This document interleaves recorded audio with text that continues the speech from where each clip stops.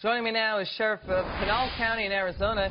He's Paul Babeu. Sheriff, it's so good to have you on the show. Are you surprised by these protesters' reactions to basically he's a fairly elected president? Also, remember, President Obama, he deported about 2.5 million people between 2009 and 2015. What are your thoughts, Sheriff? Well, these people, based off of all the fear-mongering that the Democrats here, they've accused President-elect Trump and a lot of us conservatives for years of being the ones stoking the flames of fear.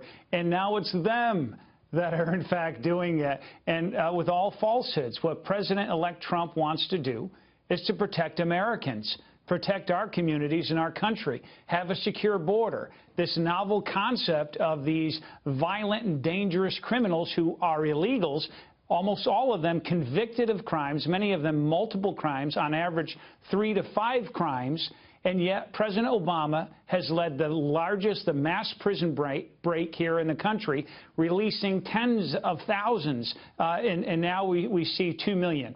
And President Trump's going to prioritize the apprehension of these by all of us in law enforcement, identify and apprehend these very dangerous criminals who are a small minority of all the illegals who are here, and get them the heck out of our country, to deport them, never to return to America again. It's always good to have context, Sheriff, I think. You know, France deports illegal criminal immigrants.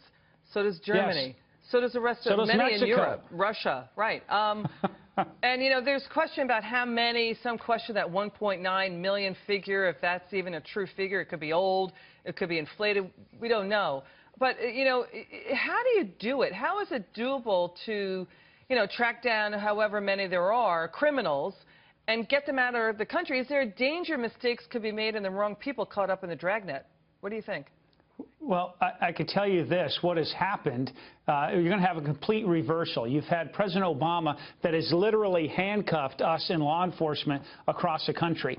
And in fact, when we had Senate Bill 1070, our former Governor Jan Brewer, this went all the way up to the Supreme Court. And the ruling here, when President Obama suspended all local, county, state law enforcement across the country from having anything to do with ICE, with working in partnership with our federal law enforcement officials, from helping them do their job. Now we're going to have a president who supports us all in law enforcement for us to work together to protect the country. Sheriff, stay with me on this. So, again, there's a lot of fear about this policy out there.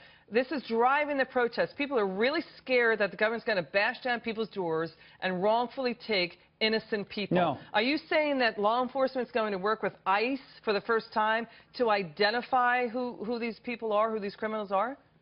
We always used to. Who's going to do it? It's the cops. Who knows our communities the best? But what are the protections that innocent people won't get caught up?